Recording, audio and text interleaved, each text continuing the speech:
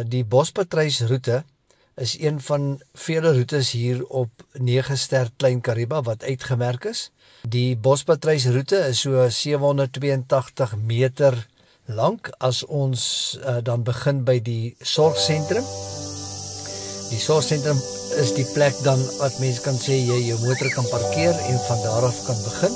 Dit is 'n sirkelroete, so dis nie 'n baie moeilike roete nie en dit is baie mooi en boomryk. Daar is so ongeveer 15 bome wat gemerk is deur pragtige mooi plaatjies. Op die roete kan daar verskeidenheid van voëls gehoor word en gesien word.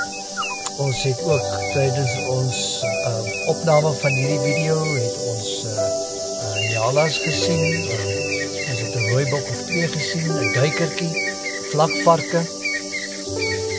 Daar is ook 'n nes met skilpad eiers wat ook mooi netjies toegemaak word dat van die ander wilde diere dit nie kan kry. Op die video kan gehoor word die swartkop wielewal, die grysneushoringvoël, die bospatruis wat 'n baie bekende geluid is of voël is hier by ons en dan ook hier aan die einde kan mens ook dan die diederikkie hoor.